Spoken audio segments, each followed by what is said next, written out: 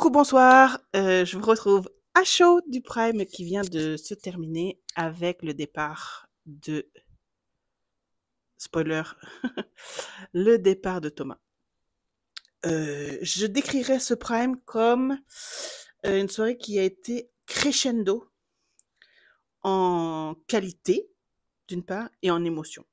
Et ça va pas forcément de pair, mais ce soir-ci, parce que bon, dans l'ensemble, j'ai trouvé le début un petit peu chaotique, hein, un peu comme il y a 2 semaines.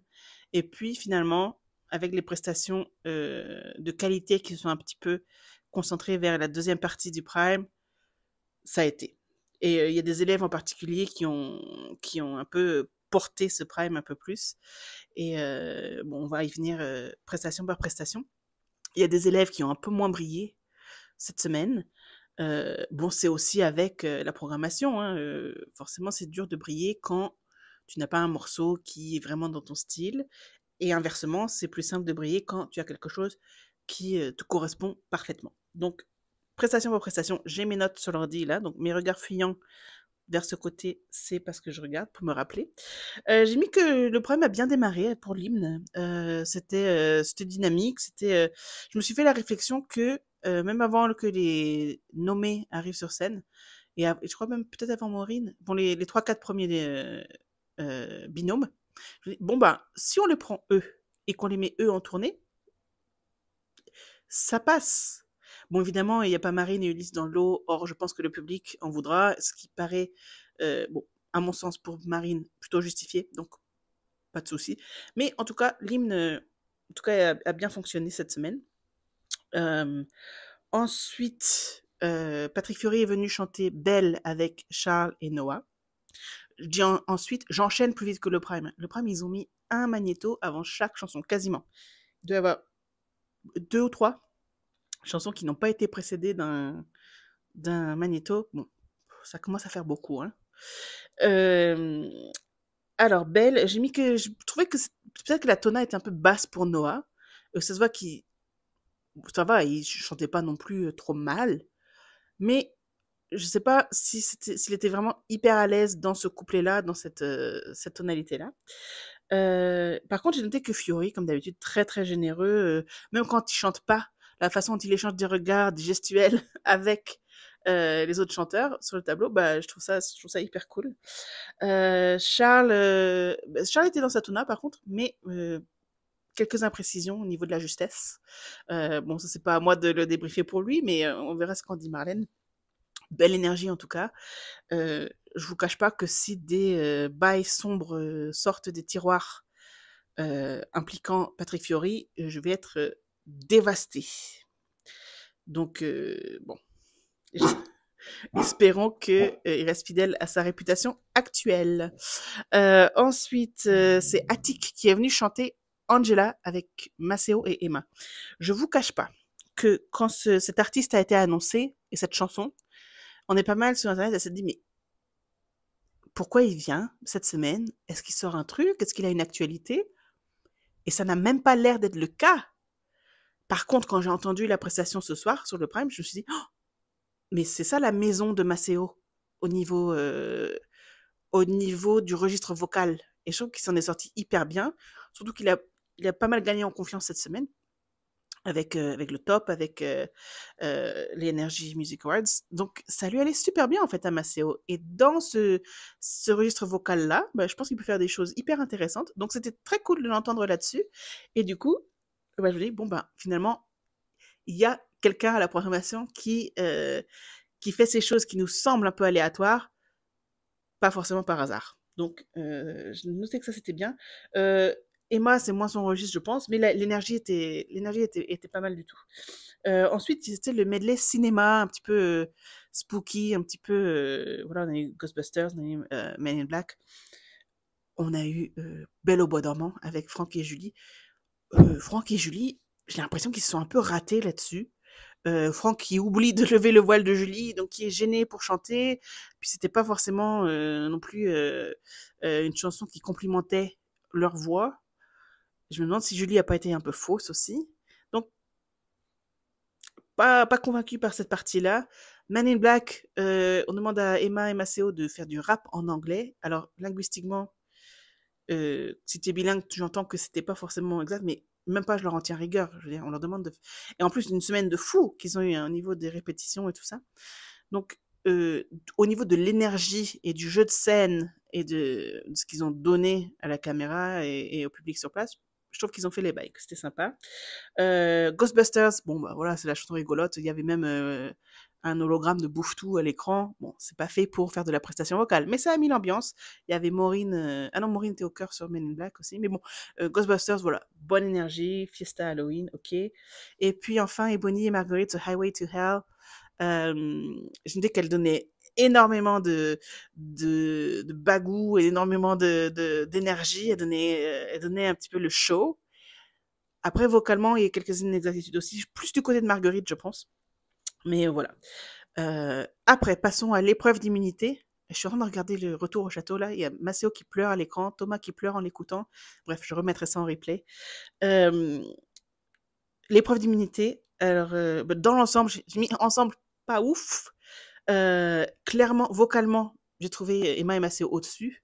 D'ailleurs, j'ai tweeté un peu vite, j'ai dit, pour moi, je vote pour eux, mais je pense qu'ils n'ont aucune chance, parce qu'il y a eu un petit peu un faux départ de Emma. Et en fait, si, ils ont quand même eu l'immunité, donc je suis très contente pour eux. Les choix de chansons, ben, même Secret, c'est la chanson d'une maman à son enfant. Donc, dans l'aspect binôme, je sais pas si ça marchait forcément. Noah et Charles, à la rigueur, oui, porter l'amour amical au rang de l'amour d'âme sœur, oui, pourquoi pas. Ça a bien marché pour Lenny et Djibril, etc. Mais vocalement, je pense qu'ils n'étaient pas prêts. Donc, je pense qu'émotionnellement, peut-être, vocalement, je sais pas, c'était pas super beau tout le temps. Et puis Stay de Maceo et Emma, bah, je pense qu'ils ont fait un choix intelligent d'une chanson qui leur allait bien, qu'ils aiment et qu'ils ont aimé de longue date. Je pense que c'est pas une chanson choisie par stratégie, c'est une chanson choisie par passion parce qu'ils l'aiment. Donc, je m'étends un petit peu sur le duo Emma et Maceo. J'ai vraiment l'impression qu'ils se font beaucoup de bien humainement et artistiquement. Et j'ai la sensation qu'on assiste un petit peu, ben oui, à la naissance d'un binôme sincère et durable.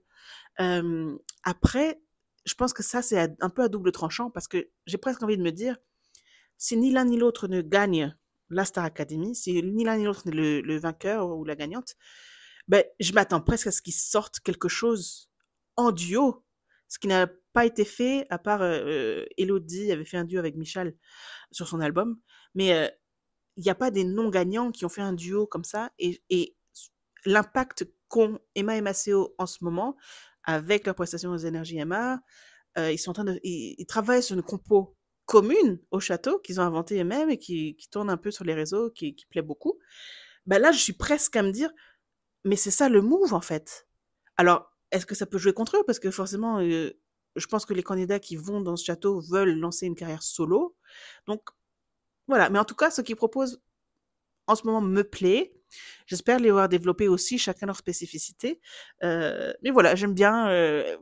Et je trouve qu'ils sont attachants, individuellement et en groupe. D'ailleurs, quand Emma a un petit peu raté le début de la chanson, euh, Maceo s'est pas laissé défaire et je pense lui a redonné un peu confiance aussi et c'était sympa à voir. Alors, suite à ça, c'était le duo. Non, attends, pardon. Bah oui, un duo. Mais c'était le duo de Marine et Ulysse sur Everything I Do It For You de Bryan Adams. Bah, je mis pas mal, pas mal. Marine, quand même, nettement mieux qu'Ulysse, je trouve, vocalement. Hein. Marine, j'ai pas détecté d'erreur ou d'erreur flagrante. À ce moment-là du Prime, c'était la seule prestation sans gros couac. Oui, Ulysse avait quelques faussetés, un peu au début, un peu au milieu, mais je pense que dans les intentions, dans le jeu de scène et tout, avec un très beau tableau, il faut le dire aussi, c'était bien en fait. C'était pas mal, euh, un peu sans surprise, mais voilà, pas mal. C'est une bonne chanson qui a été interprétée très bien, voilà. Suite à ça, Oshi est venu chanter son nouveau titre Et même après, je t'aimerai, je crois que c'est ça le titre, avec Marguerite. Et j'ai mis Marguerite se révèle. J'étais très heureuse de voir cette presta parce que il y a beaucoup de gens qui disent bon, Marguerite, elle est rigolote, elle est sympa. Vocalement, on sait pas encore trop. Bah là, je trouve elle se montre chanteuse. Et voilà, on peut enfin l'entendre dans sa voix chantée, qui est très bien. Moi, j'ai beaucoup aimé. Donc, j'étais ravie de ce duo-là. Euh, Puis, le défi chant de Ebony avec Belinda Davids sur I Will Always Love You, c'était magnifique, c'était saisissant. Le début a cappella, frisson. C'était très très beau. Belinda très généreuse avec Ebony. Le seul commentaire que j'ai noté, c'est pa. Ebony est tellement douée déjà. Vraiment, elle a une belle route devant elle si elle fait les bons choix et j'imagine et j'estime qu'elle saura le faire. Donc vraiment, vraiment hâte de continuer à suivre son parcours. Il y a des sondages qui sont sortis cette semaine concernant la composition désirée par les internautes sur la tournée. Et je sais pas trop comment le sondage marchait, s'il fallait en choisir un certain nombre ou pas.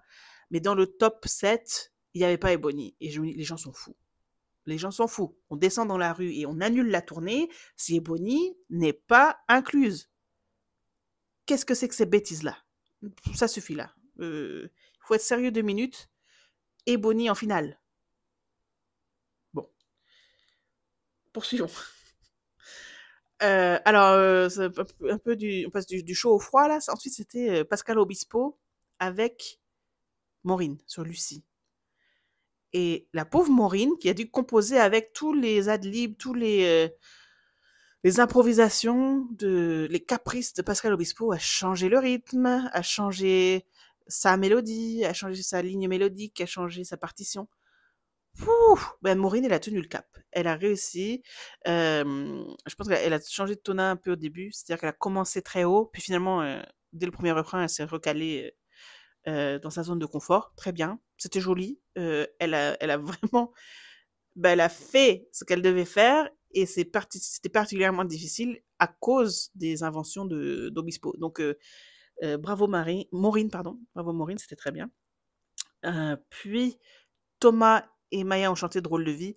Alors, ça a été souligné cette semaine, hein, un petit peu la différence dans la teneur des chansons. Everything I Do It For You, c'est un classique qui est aimé quasiment universellement. Une chanson d'amour où tu peux mettre de l'intention, ou voilà. Puis tu as Drôle de vie, qui est une chanson rigolote d'enterrement de vie de jeune fille, un petit peu. Donc, bon. Mais néanmoins, et malgré des conseils reçus dans la semaine, pas forcément à leur avantage, Maya et Thomas se sont très très bien sortis, c'était joli, ça rendait bien. Vocalement, nickel.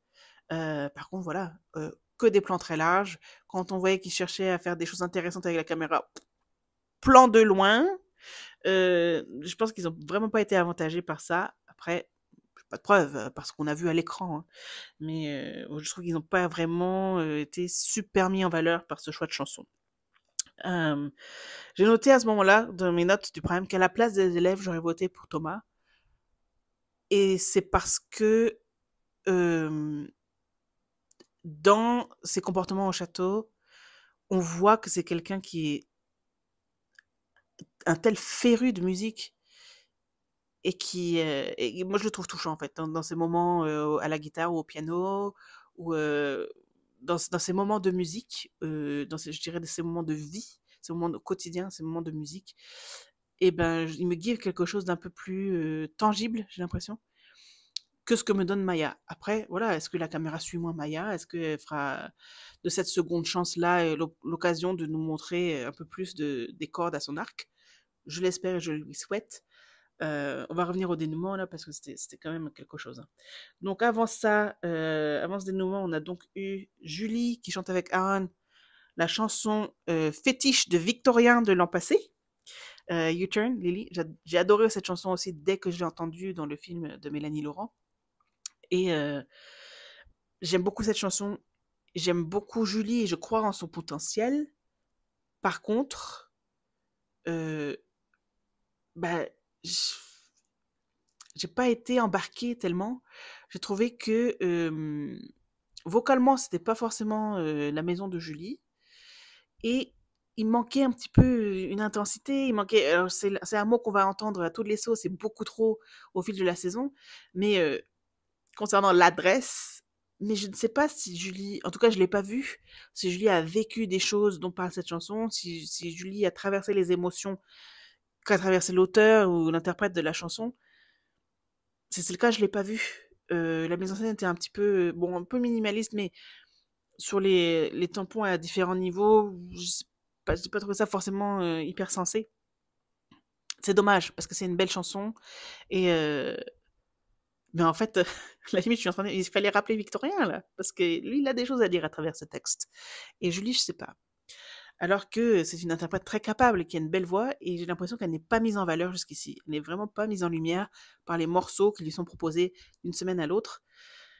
Donc j'ai presque peur pour elle, en fait, que ce soit quelque chose qu'on lui reproche, alors que on lui donne pas les outils pour réussir sa mission.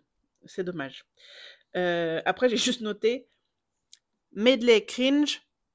Bref, c'était Est-ce que tu viens pour les vacances de David et Jonathan avec les perruques. Non mais où est le respect? À ce moment-là, j'ai tweeté mais s'ils mettent pas un truc chelou comme ça chaque semaine, il y a quelqu'un qui meurt? C'est obligatoire? Je sais pas, là il est minuit passé, je pense que l'émission dure assez. On n'a pas besoin de ce meublage de Kang là. Qu'est-ce que c'est que cette histoire? Et ça, ce n'est pas au crédit de l'émission, c'est-à-dire que on le sait qu'il existe des détracteurs de la Star Academy qui disent c'est un truc de guignol ça. Les gens qui ont zappé vite fait parce que c'était la pub sur l'autre chaîne, parce qu'ils rentraient à ce moment-là, qui ont vu ça, bah, je suis désolée, mais ça leur donne crédit de croire que c'est une émission de jacouille. On n'en a pas besoin, et je pense que ce n'est pas rendre service ni aux profs, ni aux élèves, ni aux futurs talents qui vont être lancés par la Starac, ceux qui vont essayer de faire une carrière. Voilà, que dans 3 ans, ou 5 ans, ou 10 ans, un bêtisier, machin, on leur ressorte les images d'eux dans la perruque de Molette frisée. Ça n'a aucun sens. Aucun sens. Et j'ose espérer encore qu'on ne va pas nous mettre ça chaque semaine. C'est une chose de faire un truc drôle pour le prime du Nouvel An ou à la fin de la saison pour un petit peu faire une rigolade avec le corps professoral, ok, mais pas toutes les semaines. Merci. Oh là là. Ensuite, le moment un petit peu étrange de Patrick Fiori qui chante en Corse avec Noah et Charles. Alors j'ai pas trop compris euh, comment Noah et Charles ont été choisis, ou est-ce que c'était tout du long, en fait, un subterfuge pour faire venir Thomas. J'ai trouvé ce moment tellement touchant, et Thomas qui était ému aussi, je sais plus si je suis allée à ce moment-là. Me connaissant, c'est bien possible. Mais, et puis vraiment, Fiori et même les deux autres comparses qui s'effacent un petit peu pour laisser Thomas briller, sachant qu'il était fort possible qu'il parte ce soir. J'ai trouvé ça généreux, et j'ai trouvé ça beau en fait. J'ai trouvé que c'est ce que la musique et les plateaux en direct comme ça peuvent offrir de meilleur, des moments authentiques. Euh, et le beau cadeau dans tout ça pour Thomas, c'est que ça va aussi faire un point de conversation, ça va être quelque chose dont les journalistes qui l'interviewent dans les 2-3 jours qui s'en viennent par rapport à sa sortie de l'émission, c'est quelque chose dont ils vont pouvoir parler aussi. Et Fiori qui invite les trois larrons, donc Charlie, Noah et Thomas, à son concert en Corse, à Marseille, en mai 2026. Bon, il y a le temps de voir venir, mais ça aussi, c'est quelque chose auquel, voilà, qui va dans, dans l'ombre de la sortie de la Starac, peut être une lumière au bout du tunnel. Parce que on l'a vu, Thomas broyer du noir un petit peu quand il est nommé et tout ça. Bon, la bonne nouvelle pour lui, c'est qu'il ne sera plus jamais nommé. Mais voilà, ça va quand même lui donner quelque chose à travailler, et je trouve ça cool. Je trouve ça généreux de la part de Patrick Fiori. Donc vraiment, Patrick Fiori, on croit en toi. Ne nous fais pas retomber en dépression là. Reste l'homme bien qu'on pense que tu es, s'il te plaît. Ensuite, c'était Bonnie et Franck sur It's a Man's World. Et j'ai trouvé le magnéto avant ça un petit peu en mode vous avez fait n'importe quoi avec vos binômes, ce qu'il fallait faire. C'était ça, on l'a fait pour vous, c'est gratuit. Un petit peu comme ça, la façon dont ils ont justifié ce duo. Mais en fait, je trouve ça un peu bête, je trouve qu'il n'y a pas forcément besoin. Hop, hop, qu'est-ce qui se passe? Il y a Michael Goldman déguisé en Jules César là à l'écran. Bref, on reverra ça plus tard. On tombe vraiment dans la jacouillerie, hein. Et là, bref. Il n'y a pas forcément besoin de justifier et de dire Ebony et Franck chantent en duo cette semaine parce que blablabla. Pas besoin. À l'ancienne, et c'était tout à fait accepté, c'était tout à fait normal, et dans l'ordre des choses, du prime de la Starac, on peut nous dire, bon ben voilà, Julie et Ulysse vont chanter les murs porteurs. Très bien, on n'a pas besoin d'un magnéto de 3 minutes pour nous expliquer pourquoi et comment et qui a eu l'idée. Non, laissez-les chanter comme il faut. C'est normal, la Starac, qu'il y ait des duos d'élèves, ou des trios d'élèves, ou des quatuors d'élèves. Aucun souci. Pas besoin de nous donner des magnétos à chaque fois ou des justifications plus ou moins bancales. Non, non, c'est bon, juste faites-les chanter, c'est ok. Pour en revenir à cette prestation, j'ai mis Ebony, mais absolument star là-dessus. Elle a tout, elle a la voix, elle a la musicalité, elle a le regard, l'interprétation, c'est une star. Elle, le jeu de scène, tout. Franck est assez à l'aise dans ce style aussi, c'est un style qui lui va très bien. Quelques imprécisions au niveau de la justesse par bref moment. C'était au moment vraiment où il s'est levé de son tabouret pour venir chanter plus proche des Bonnie. Mais très bien. Pardon. Dans l'ensemble, c'était une prestation de qualité. Et puis ensuite, bon, il y a eu le dénouement final, mais qui était un crève-cœur. Il faut pas refaire ce qu'ils ont fait là. Hein. Et au TF1, si vous m'entendez, il faut pas refaire ça. Hein. Ça, je suis sûre que ça va à l'encontre de la Convention de Genève. C'est-à-dire que c'est une torture psychologique et émotionnelle. Donc, si vous n'avez pas vu et que vous regardez mes débriefs par fidélité ou par amitié envers moi, merci beaucoup. Mais ce qui s'est passé, c'est qu'on a annoncé que le public avait sauvé par ses votes Marine et Ulysse. Et suite à ça, Thomas et Maya ont dû chanter, mais à 3 mètres des élèves votants, ils ont dû chanter la chanson Casting de Christophe Maé. Ça, c'est une chanson, si vous ne la connaissez pas, qui dit j'ai pas envie de rentrer chez moi. Si je suis là, c'est que j'y crois. Me laissez pas rentrer chez moi, il y a rien à faire là-bas. Alors évidemment, les élèves qui entendent ça, mais en pleurs. Même Nikos allait chialer. Nikos qui nous a dit après, je suis bouleversée. Mais tu m'étonnes, Nikos. Bien sûr, moi aussi je suis bouleversée. Évidemment que j'ai chialé. S'il y a bien une semaine où je n'accepte aucune critique de dire les candidats, ils ont parlé pendant 50 plombs avant de donner leur vote. Les candidats, ils font que chialer. Alors, cette semaine, je ne tolère absolument aucune critique là-dessus. C'est pas gentil, c'est pas correct ce qui leur a été fait là. C'était, je pense, un vrai brise-cœur. C'était, c'était pas correct. C'était tellement poignant, c'était tellement émouvant. Euh, et bon, ils ont choisi de sauver Maya, mais non sans difficulté. Une difficulté qu'on comprend au vu de la scène. Donc, ben, je vous laisse là-dessus. Voilà, même Nikos voulait chialer, j'en peux plus. Voilà, donc un Prime, voilà, qui a commencé un petit peu plan-plan, un petit peu, on savait pas trop quelle était la direction de ce Prime, c'était un petit peu chaotique. Et pour finir, pop, pop, pop, pop, pop. Un florilège de belles prestas et d'émotions en fin de Prime. Euh, pour moi, les élèves qui ont vraiment porté ce Prime par la qualité de leur intervention, c'est en numéro 1 Ebony, et puis le binôme Emma-Céo. Donc Emma et Maceo. Marguerite a fait du bon boulot aussi. Et puis, ouais, je dirais que c'est bon, Maureen dans son intervention sur Lucie. Et je dirais que pour moi, ce sont ceux qui se sont démarqués ce soir. Immunité pour Emma et Maceo, très bien, j'en suis ravie. Et puis, je serais ravie aussi de lire vos avis, vos commentaires, si vous avez des arguments dont je n'ai pas parlé, des choses qui se sont passées sur lesquelles vous voulez mon avis. Voilà, dites-moi tout, je suis très curieuse de le savoir. Et puis, bah, pour ceux qui sont là de passage, n'hésitez pas à vous abonner, n'hésitez pas à mettre un petit pouce aussi.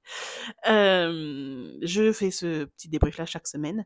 Et puis, je pense que ça va suffire là, hein. On doit être à bien 20, peut-être un peu plus, de 20 minutes.